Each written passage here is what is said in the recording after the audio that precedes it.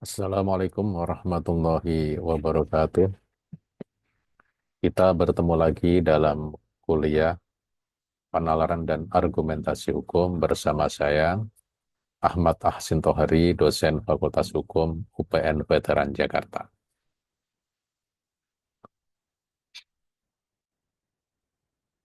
Pada kesempatan kali ini kita memasuki kuliah yang ke-11.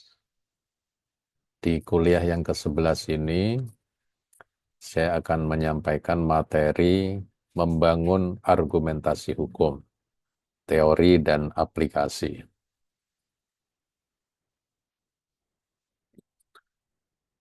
Jadi pada kesempatan kali ini kita akan mempelajari apa saja teori-teori untuk membangun argumentasi hukum dan bagaimana aplikasinya dalam dunia nyata.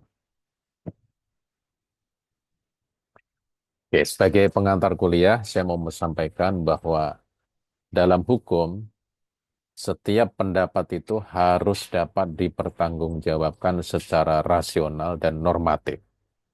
Ya, karena hukum itu kan harus logis ya.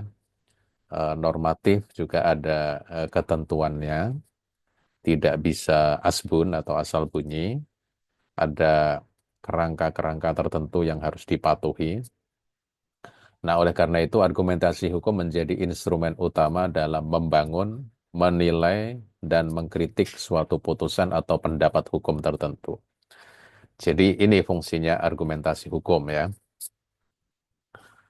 Lalu, nah pada pertemuan kali ini kita akan membahas secara sistematis nanti. Pertama, gambaran umum tentang argumentasi hukum, lalu elemen-elemen argumentasi hukum, dan jenis-jenis argumentasi hukum. Oke, kita masuk ke gambaran umum argumentasi hukum terlebih dahulu. Kita mulai dari definisi ya.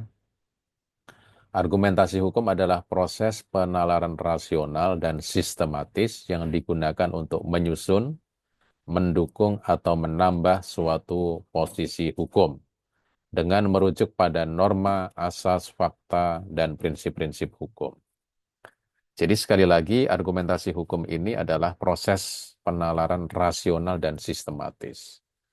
Ya, saya sudah berulang kali sampaikan dalam kuliah-kuliah yang lalu bahwa ya hukum itu harus rasional. Nah, apalagi dalam bernalar di bidang hukum itu, maka dia harus rasional. Tetapi tidak hanya cukup rasional saja, melainkan dia harus disusun secara sistematis, bukan dengan cara yang acak atau random. Lalu yang B, itu pengertiannya ya. Yang B kemudian adalah tujuan argumentasi hukum. Apa sih tujuannya? Yaitu membenarkan klaim atau sikap hukum tertentu. Jadi kalau kita mau berargumen dalam dunia hukum, itu artinya kita mau membenarkan atau mendukung klaim atau sikap hukum yang kita yakini. Kalau kita berprofesi sebagai eh, orang yang berprofesi di bidang hukum, ya hakim, jaksa, advokat, atau misalnya dosen seperti saya diundang dalam sebuah kegiatan tertentu, seminar misalnya, simposium nasional maupun internasional, atau saya dipanggil sebagai ahli dalam sebuah persidangan, maka saya dalam berargumen di bidang hukum, eh, maka saya harus menyajikan klaim tadi, ya klaim yang saya sampaikan itu untuk saya dukung lalu saya benarkan, tapi ada dasarnya, gitu. Lalu yang kedua menyusun pembelaan atau sanggahan.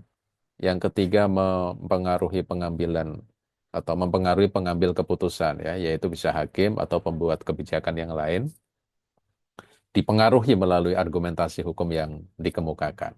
Yang keempat, memastikan kepatuhan terhadap logika hukum dan nilai keadilan. Nah, ini yang penting ya, yang keempat. Jadi, dengan argumentasi hukum ini, kita semuanya dipandu supaya kita bisa atau mampu memastikan bahwa kita ini patuh terhadap logika hukum yang ada. Dan juga yang penting ini, nilai-nilai keadilan itu yang sedang kita perjuangkan melalui argumentasi hukum yang disajikan dalam semua kesempatan. Jadi itu tidak boleh abaikan ya nilai keadilan ini. Jadi kita sebagai orang yang belajar hukum, ya pada intinya nanti eh, muaranya adalah ditujukan untuk nilai-nilai keadilan yang akan kita perjuangkan melalui argumentasi hukum dalam konteks ini. Nah, maka ruang lingkup yang akan kita eh, jelajahi di dalam argumentasi hukum itu biasanya meliputi empat hal. Ya. Pertama, penerapan praktik peradilan. Jadi bisa putusan hakim atau pembelaan advokat misalnya, lalu pembentukan hukum, misalnya bagaimana kita menyiapkan peraturan perundang-undangan atau regulasi-regulasi yang lain ya. Atau yang ketiga adalah kajian akademik hukum, misalnya akademisi seperti saya banyak berkutat di bidang teori, meskipun juga sekali-kali berpraktik gitu ya. Tetapi eh, apa kajian akademik hukum ini bukan dibuat tanpa metode dan sistematika tertentu, melainkan ada metode dan sistematika tertentu yang harus diikuti oleh para akademisi hukum atau kajian akademik di bidang hukum. Nah, argumentasi hukum itu menawarkan itu, ya, ruang lingkup yang di antaranya menjadi bagian yang akan dipelajari dalam argumentasi hukum itu ya itu. Yang keempat, mediasi dan negosiasi hukum. Dalam proses mediasi misalnya ya, di peradilan perdata biasanya ini, atau di luar peradilan juga bisa, ya, negosiasi hukum dengan pihak-pihak tertentu. Ini nanti penting. Argumentasi hukum itu bisa disajikan dengan cara-cara yang terbaik, cara-cara yang elegan, cara-cara yang sesuai dengan ilmu di bidang penalaran dan argumentasi hukum. Nah, lalu unsur-unsur atau elemen-elemen argumentasi hukum itu meliputi apa saja? Itu setidaknya dibangun di atas tiga komponen utama. Yang pertama adalah klaim. Ya. Klaim itu adalah kesimpulan atau pernyataan utama yang ingin dibuktikan kebenarannya. Jadi kesimpulan, pernyataan atau sikap, tapi mau kita buktikan kebenarannya. Contohnya adalah pemberhentian mendadak pejabat tanpa prosedur adalah melanggar asas-asas umum pemerintahan yang baik. Nah, ini contoh di bidang hukum administrasi negara ya. Jadi kalau ada seorang pejabat mau dihentikan, ya diberhentikan dari jabatannya, itu ada prosedur-prosedur yang harus dipenuhi dulu. Maka kalau sudah dipenuhi namanya prosedural. Tapi kalau tidak dipenuhi prosedurnya, maka tidak prosedural. Nah, kalau tidak prosedural, maka itu artinya melanggar asas-asas umum pemerintahan yang baik. Ya, ingat di dalam kuliah hukum administrasi negara itu ada asas-asas umum pemerintahan yang baik yang menjadi salah satu dasar keabsahan sebuah keputusan dan atau tindakan administrasi negara. Ya, misalnya asas asas umum pemerintahan yang baik itu salah satunya kecermatan. Jadi badan atau pejabat tata usaha negara itu dalam menjalankan kewenangannya dia harus cermat, ya harus memenuhi asas kecermatan. Nah, kalau tidak cermat, misalnya melewatkan prosedur yang sudah ditetapkan atau tidak sesuai dengan mekanisme yang diatur dalam peraturan perundang-undangan, ya maka itu logikanya tidak sah kan, gitu. Nah, itu klaim ya. Yang kedua, yang diperlukan dalam argumentasi hukum itu adalah alasan atau reason atau ground, dasar. Ya, ini alasan atau reason ini adalah atau ground itu alasan yang menjelaskan mengapa klaim tersebut valid atau sah. Klaim ini misalnya ya, kenapa valid atau kenapa sah? Nah, itu didukung oleh alasan. Contohnya ya, kalau tadi dicontohkan pemberhentian mendadak pejabat tanpa prosedur itu melanggar AUPB, maka apa alasannya? Karena pemberhentian tersebut tidak melalui mekanisme pemeriksaan internal dan tidak diberi kesempatan membela diri. Jadi kalau ada orang mau diberhentikan, pejabat mau diberhentikan dari jabatannya, maka dia harus mengikuti mekanisme pemberhentian terlebih dahulu, diperiksa dulu secara internal ya, dibentuk tim tadi memeriksa, lalu pejabat yang mau diberhentikan dipanggil. Nah, kemudian diberi kesempatan untuk membela diri. Nah, maka ada alasannya. Jadi tidak bisa tanpa alasan lalu diberhentikan begitu saja. Lalu yang ketiga butuh apa? Yaitu butuh bukti atau evidence. Nah, bukti ini memperkuat alasan, bisa dengan data, norma hukum, atau preseden. Data ini termasuk fakta di dalamnya ya. Contohnya misalnya, ada yang sifatnya normatif. Ya, kita merujuk ketentuan peraturan perundang-undangan. Misalnya yang kita gunakan adalah pasal tertentu dalam Undang-Undang Nomor 30 Tahun 2014 tentang Administrasi Pemerintahan. Ini contoh saja ya. Eh, Tidak persis seperti ini, tapi intinya normatif itu berarti karena kita konteksnya adalah argumentasi hukum, ya maka harus ada eh, bukti normatifnya, yaitu adalah misalnya dalam Undang-Undang Nomor 30 Tahun 2014 tentang Administrasi Pemerintahan. Lalu bukti empirisnya apa? Yaitu dokumen SK pemberhentian tanpa berita acara pemeriksaan misalnya. Dokumen SK-nya apa? SK-nya misalnya dikeluarkan, tapi ternyata konsideran menimbang dan dasar hukum mengingatnya misalnya tidak pas. Nah, maka berarti bisa dijadikan bukti secara empiris gitu ya. Lalu bisa juga merujuk jurisprudensi, putusan hakim terdahulu. Misalnya putusan Peradilan Tata Usaha Negara nomor sekian-sekian tahun sekian gitu ya. Nah, itu nanti silahkan eh, di dalam bukti atau evidence itu diuraikan sekomprehensif mungkin. Nah, contoh yang lain, contoh rangkaian argumentasi yang lain ya, misalnya adalah ada klaim bahwa kebijakan larangan ekspor bahan mentah itu melanggar ketentuan WTO, World Trade Organization, Organisasi Perdagangan Dunia. Ini organisasi yang eh, bergerak di bidang perdagangan dunia ya. Nah, biasanya nanti akan ada larangan tertentu atau mekanisme tertentu untuk ekspor bahan mentah. Itu. Nah, misalnya kita punya klaim bahwa kebijakan larangan ekspor bahan mentah itu melanggar ketentuan WTO.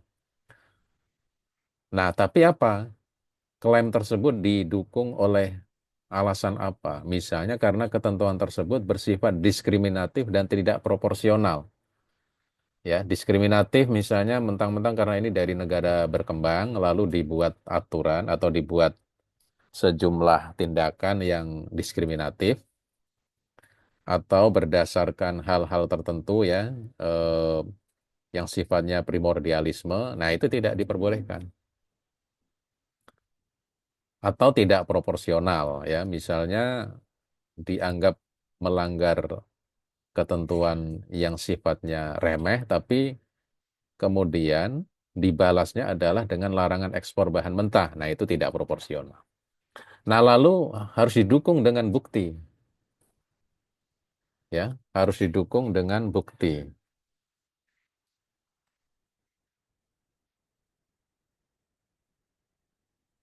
Waduh,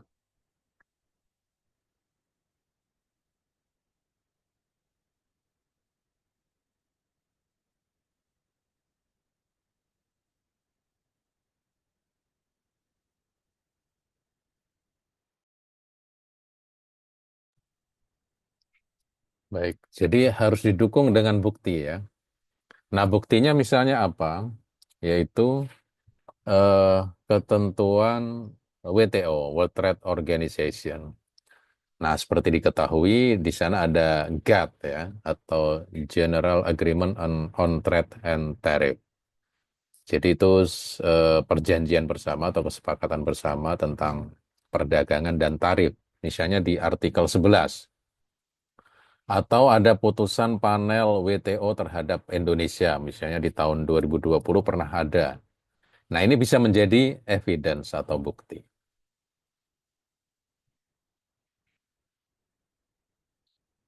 Berikutnya,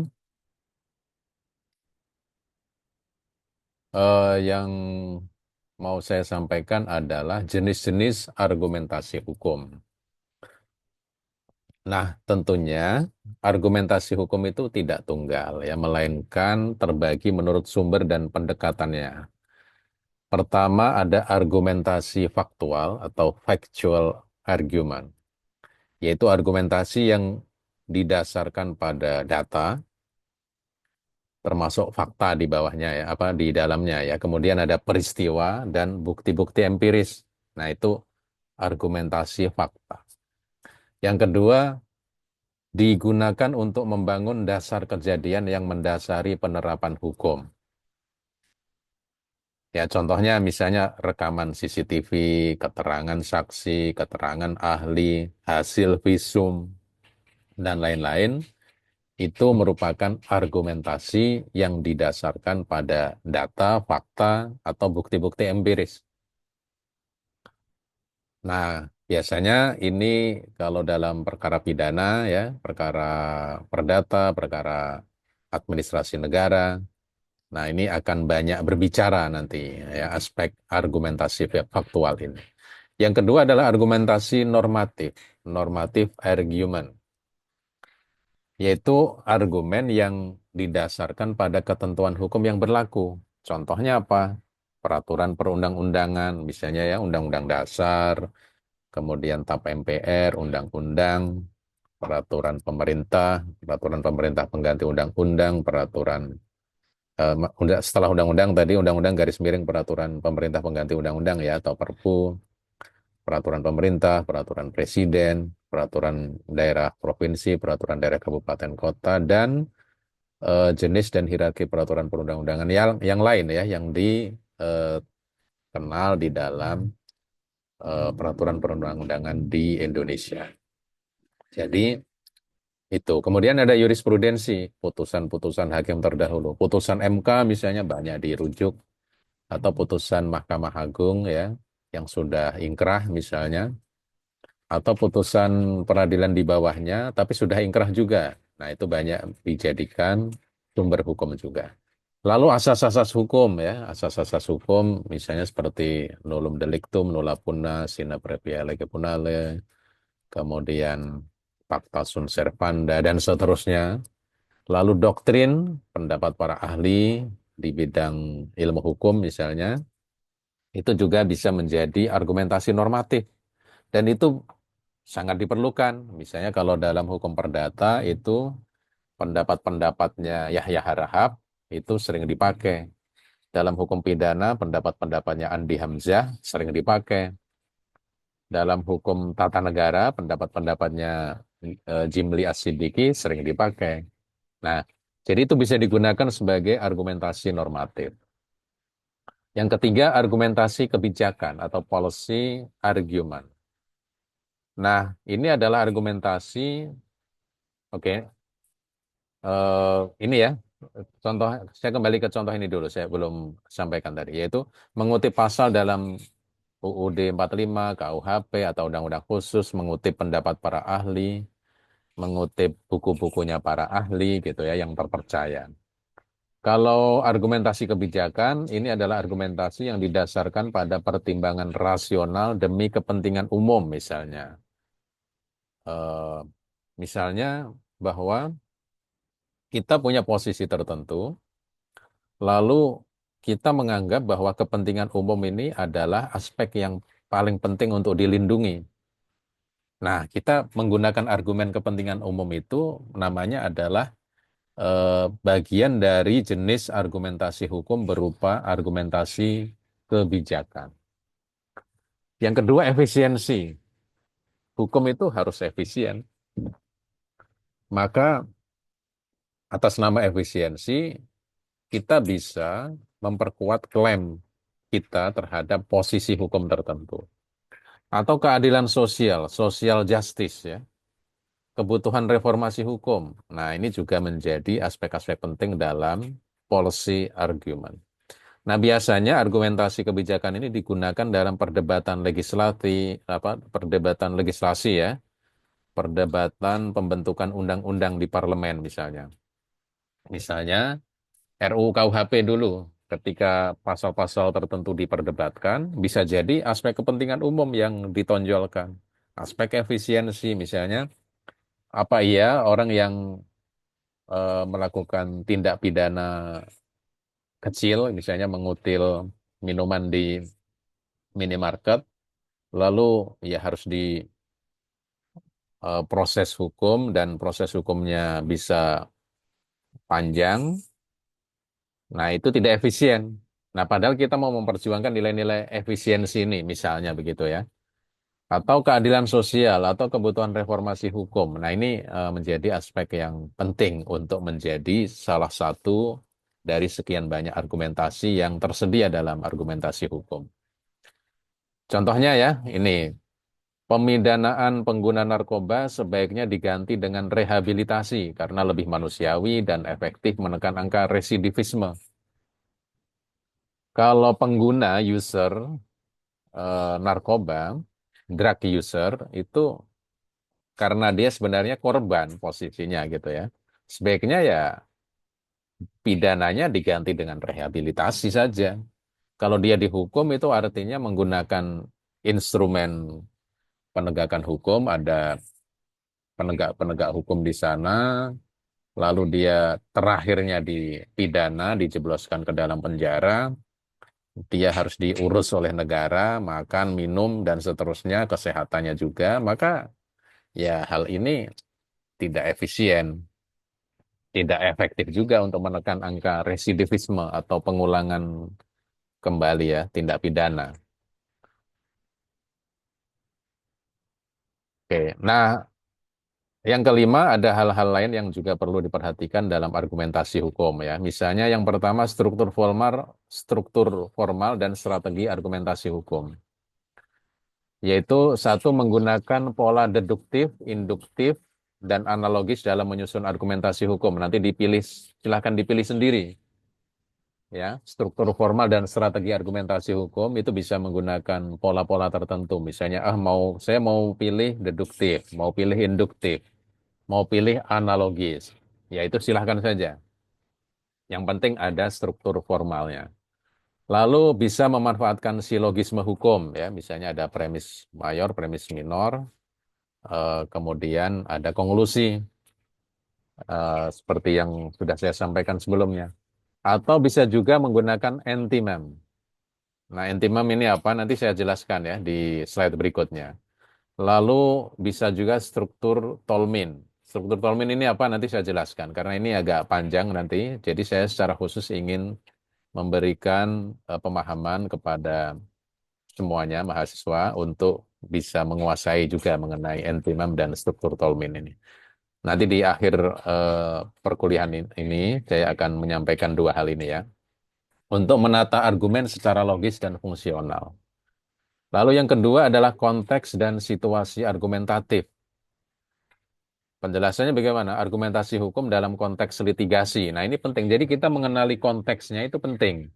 Kalau konteksnya adalah sedang litigasi di peradilan, maka perlu menggunakan argumentasi hukum tertentu. Atau konteksnya legislasi, sedang merancang sebuah undang-undang, merancang sebuah regulasi tertentu misalnya. Misalnya seperti saya yang sering terlibat dalam pembentukan peraturan perundang-undangan, baik itu undang-undang, peraturan pemerintah, peraturan presiden, atau bahkan peraturan menteri.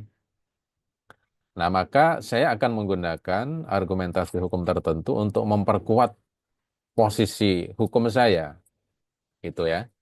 Nah, tapi kita harus lihat konteksnya. Konteks dalam rangka apa namanya peradilan, dalam rangka pembentukan peraturan, atau dalam rangka sedang menyusun kebijakan publik itu tidak sama. Ya, maka kita harus mengenali dulu konteksnya dan situasi argumentatifnya. Lalu perbedaan pendekatan argumentatif antara advokat, hakim, jaksa, dan akademisi pasti akan beda. Masing-masing punya posisi, masing-masing berada dalam organisasi tertentu. Misalnya kalau advokat, ya dia punya organisasi profesinya kan, misalnya Peradi atau KAI. eh, Ikadin atau yang lain-lain. Hakim juga dia berada di Mahkamah Agung. Tentunya ada organisasi yang merupakan tempat bernaungnya para hakim. Ya, jaksa juga demikian. Akademisi membawa nama kampusnya misalnya, walaupun tentunya lebih bisa independen secara individu. Nah, konteks dan situasi argumentatif seperti ini nih harus dikenali dan dipahami juga. Yang ketiga, prinsip-prinsip etika dan retorika dalam argumentasi ini juga harus diperhatikan. Etika dalam membangun argumen, ya, misalnya yang harus dipegang teguh adalah kejujuran intelektual. Kejujuran intelektual ini penting. Jadi walaupun misalnya nanti kalian sudah menjadi bagian dari penegak hukum atau berposisi yang lain di pemerintahan misalnya atau menjadi intelektual di kampus misalnya, maka harus dipegang teguh itu kejujuran intelektual. Tidak boleh bohong, ya. Eh, Tidak boleh ada unsur penipuan misalnya atau unsur menyesatkan atau unsur menutup-nutupi kebenaran. Nah, itu tidak boleh. Kemudian kejelasan premis ya harus harus jelas, harus ada clarity kita ini mau eh, menyatakan apa. Nah, kemudian juga ada fair reasoning atau penalaran yang fair, yang jujur, yang adil ya supaya tidak berat sebelah. Kemudian juga penting untuk diperhatikan peran retorika ya. Ada etos ini berkaitan dengan otoritas tertentu, kekuasaan tertentu, logos, nalar. Kemudian patos atau emosi dalam membujuk secara etis dalam forum hukum. Jadi di dalam argumentasi hukum ya tidak jarang ada retorika memang, tetapi retorika yang bagus, retorika yang mengandung kejujuran, retorika yang etis. Kita ini kan mau mempersuasi, misalnya posisi Anda sebagai jaksa, Anda mau mempersuasi hakim supaya hakim bersikap seperti apa yang ada dalam dakwaan jaksa, kan begitu kan? Kalau bagi advokat, advokatnya ini mempersuasi hakim terutama supaya hakim punya cara pandang yang sama dengan advokat tadi. Nah, itu namanya membujuk secara etis. Oke ya, itu hal-hal yang saya kira penting untuk dipahami. Nah, tadi saya sudah mengatakan bahwa saya akan menjelaskan soal entimem. Nah, entimem ini adalah silogisme juga sebenarnya yang singkat, di mana salah satu premis biasanya premis mayor itu diandaikan atau disimpulkan secara implisit, tidak disebutkan secara eksplisit. Contohnya, orang itu tidak layak menjadi pejabat karena dia pernah dipidana. Nah, premis implisitnya yang tidak terlihat di sini, di dalam entimem ini adalah eh, premis mayor. Premis mayornya kan sebenarnya sebelum ada keputusan atau sebelum ada ungkapan ini, seseorang yang pernah dipidana tidak layak menjadi pejabat kan gitu ya. Nah, tetapi ini diimplisitkan saja, langsung masuk ke premis minornya yang sifatnya eksplisit, yaitu orang itu pernah dipidana. Ya, kesimpulannya orang itu tidak layak dong menjadi pejabat karena pernah dipidana. Jadi di sini misalnya premis mayor tidak diucapkan secara langsung, tapi dipahami oleh audiens sebagai asumsi bersama. Nah, ini namanya entimem dalam silogisme. Nah, entimem dalam argumentasi hukum ini apa pentingnya? Dalam praktik hukum, entimem ini banyak digunakan oleh pengacara, jaksa, hakim, atau akademisi hukum seperti saya, terutama ketika satu, ingin menghemat kata dalam pidato hukum atau pledoi.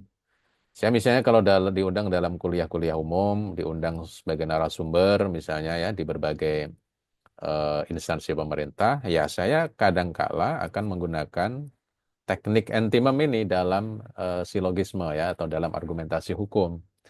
Jadi tidak perlu saya menguraikan hal-hal yang secara eksplisit semua saya uraikan, khususnya yang berkaitan dengan ini, premis mayornya, tetapi langsung melangkah ke premis minor dan kemudian konklusinya. Karena saya menganggap terlalu berkepanjangan nanti kalau saya sampaikan seluruhnya, gitu ya. Nah, ini menghemat kata, misalnya dalam pidato hukum atau pledoi, misalnya pledoi itu adalah pembelaan ya, pembelaan dari terdakwa kalau dalam perkara pidana.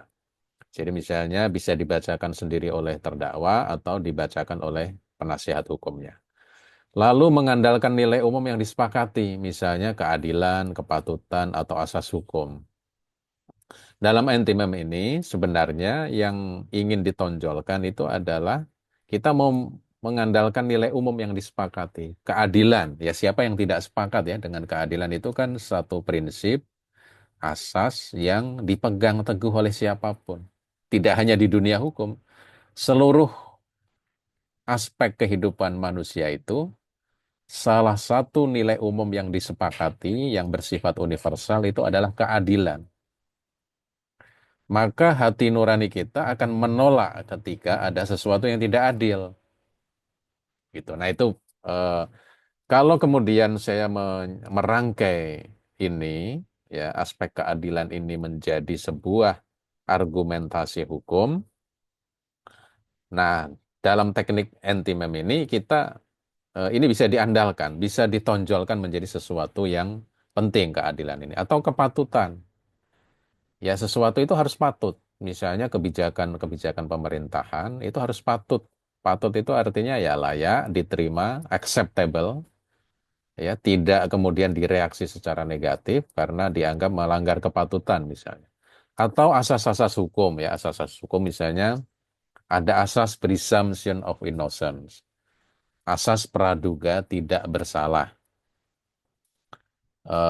Arti dari asas praduga tidak bersalah itu eh, being innocent until proven guilty, gitu kan?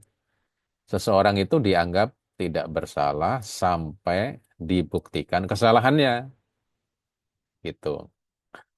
Nah, itu adalah sesuatu yang secara universal diterima.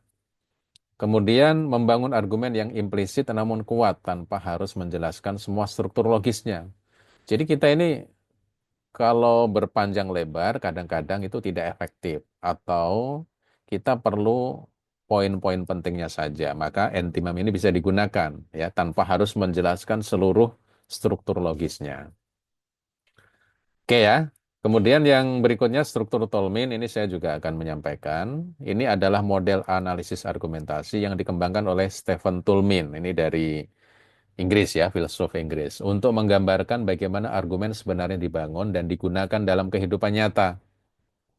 Termasuk dalam konteks hukum, debat, dan retorika. Nah, mahasiswa biasanya yang sering mengadakan lomba debat misalnya ya, atau lomba-lomba penyusunan peraturan perundang-undangan misalnya, atau lomba-lomba yang lain yang saya sering juga jadi juri untuk beberapa kegiatan mahasiswa ya misalnya. Nah, ini struktur Tolmin ini juga penting dipahami.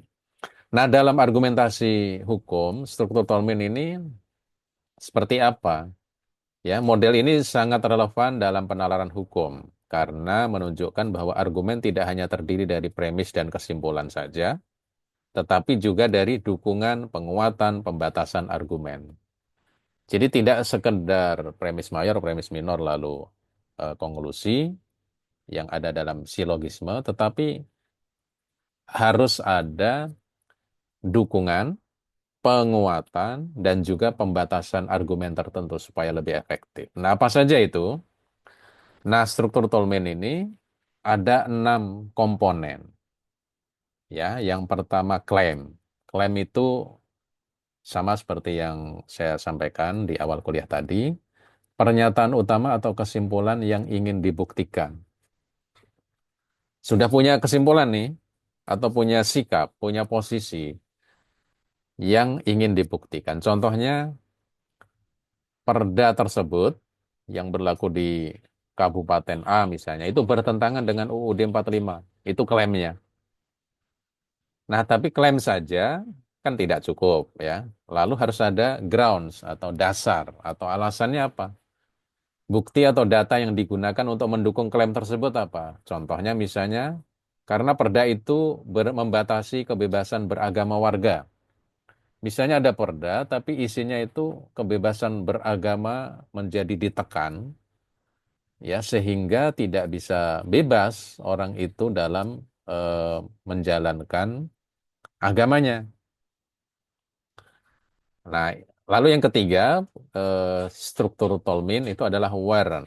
Warren ini adalah penghukum, apa penghubung maksud saya ya, atau justifikasi, yaitu penalaran yang menjelaskan mengapa grounds ini dapat mendukung klaim. Nah, contohnya adalah segala bentuk pembatasan kebebasan beragama bertentangan dengan pasal 28E UUD 45. Kita tahu ya, di dalam UUD 45, khususnya pasal 28E, juga pasal 29 ya, itu negara itu menjamin kebebasan beragama bagi setiap warga negara. Ya, dipersilahkan untuk menjalankan agamanya. Nah, itu adalah hak konstitusional warga negara. Hak yang diatur di dalam konstitusi. Itu sebagai warrant atau penghubung atau justifikasi ya, sebagai apa pendukung, bukan pendukung ya, tapi hal yang membenarkan, pembenar begitu. Warrant. Kalau pendukung yang keempat ini ya, backing, yaitu bukti tambahan yang menguatkan warrant. Contohnya misalnya, oke, secara normatif ada di dalam Undang-Undang Dasar itu, jaminan kebebasan beragama. Nah, tapi selain itu pernah ada misalnya putusan Mahkamah Konstitusi nomor sekian tahun sekian juga menyatakan bahwa perda diskriminatif itu bertentangan dengan konstitusi. Misalnya begitu ya. Nah, itu namanya backing. Nah, maka misalnya kalian seorang advokat lalu membela klien kalian, sudah ada klaim, ground, warrant, lalu harus ada backing. Cari putusan-putusan hakim terdahulu, jurisprudensi yang sudah ingkrah ya, putusan-putusan hakim yang sudah ingkrah. Cari untuk mendukung itu. Yang kelima, qualifier atau kualifikasi. Itu menunjukkan sejauh mana klaim itu bersifat mutlak atau bersyarat. Apakah itu mutlak, apapun keadaannya, atau bersyarat. Contoh, ya misalnya kecuali jika dapat dibuktikan ada ancaman terhadap ketertiban umum. Misalnya gini ya, kalau seseorang itu mau menjalankan agamanya, tetapi ada ancaman terhadap ketertiban umum, ya apa namanya? Artinya itu tidak bisa dibenarkan karena dia ada ancaman terhadap ketertiban umum. Kalau memang ada ancaman terhadap ketertiban umum, lalu ada perda yang melarang itu, ya itu memang sudah pada tempatnya, kan gitu ya. Ini qualifier. Yang keenam adalah rebuttal atau sanggahan. Mengantisipasi kemungkinan penolakan terhadap klaim atau warrant. Jadi bisa jadi klaim, warrant, atau semuanya ditolak. Kalau ditolak, kita rebuttalnya apa? Sanggahan kita apa? Contoh misalnya, meskipun pemerintah daerah menyatakan itu demi ketertiban, ketertiban umum maksudnya, namun tidak ada bukti gangguan yang nyata. Gangguan yang nyata nggak ada buktinya. Nah, kalau tidak ada, artinya ya sesungguhnya tidak bisa dipakai. Nah, itu rebuttal. Nah, enam komponen struktur Tolmin ini saya harapkan itu dipraktikkan mahasiswa ya. Kalau sedang misalnya ada lomba debat, ada lomba pembentukan peraturan perundang-undangan misalnya. Jadi, enam hal ini, enam komponen struktur Tolmin ini bisa membantu mahasiswa untuk eh, berargumentasi hukum yang elegan. Oke, nah sekarang penerapan struktur Tolmin dalam argumentasi hukum itu biasanya struktur Tolmin itu dapat digunakan untuk satu menguji kekuatan argumen hukum dalam putusan atau pledoi. Bisa diuji nanti. Kita menggunakan struktur Tolmin yang ada enam ini, ya bisa digunakan untuk menguji kekuatan argumen. Lalu membuat analisis kritis terhadap argumentasi di pengadilan atau peraturan. Ya, misalnya kalian adalah eh, advokat atau pengacara lah ya, berhadapan dengan eh, pengacara tergugat, berhadapan dengan pengacara tergugat. Ya, Anda pengacara tergugat berhadapan dengan pengacara penggugat misalnya dalam sebuah peradilan perdata. Nah, lalu menggunakan penerapan struktur Tolmin ini atau struktur Tolmin ini bisa digunakan ya atau diterapkan ketika Anda berargumen untuk melawan pihak penggugat. Kemudian membuat analisis kritis ya terhadap argumentasi di pengadilan atau terhadap peraturan. Misalnya ada peraturan yang mau dikritisi, maka menggunakan 6 struktur Tolmin tadi itu bisa berguna. Lalu melatih mahasiswa hukum menyusun argumen yang koheren, terstruktur, dan tahan kritik. Tahan kritik itu artinya begitu dikritik, ada rebuttal-nya kan. Kita sudah antisipasi dia kalau saya jawab begini, pasti mereka akan mengkritik lagi dengan cara yang lebih baik lagi, lebih kuat lagi argumennya. Tapi saya sudah siapkan rebuttal-nya. Gitu. Oke ya, ini contoh sederhananya sebagai penutup. Ini fiktif ya. Misalnya ada klaim pemutusan hubungan kerja oleh perusahaan tidak sah. Itu klaimnya begitu. Lalu grounds-nya adalah karena tidak ada peringatan tertulis sebelumnya. Nggak ada peringatan, nggak ada apa, langsung di PHK. Nah, warrant apa nih? Apa namanya? Yang dijadikan dasar, yaitu Undang-Undang Ketenagakerjaan mengatur bahwa PHK harus didahului 3 kali surat peringatan, misalnya. Kemudian ada backing pendukungnya, pasal 161 Undang-Undang Nomor 13 tahun 2003 didukung oleh putusan MA, misalnya nomor sekian tahun sekian, mengatakan begini-gini nih, kutip secara lengkap. Lalu qualifiernya, kecuali dalam hal pelanggaran berat. Kalau pelanggaran berat, misalnya orang ini eh, membunuh orang lain, tenaga kerja ini, lalu langsung di PHK, misalnya ya.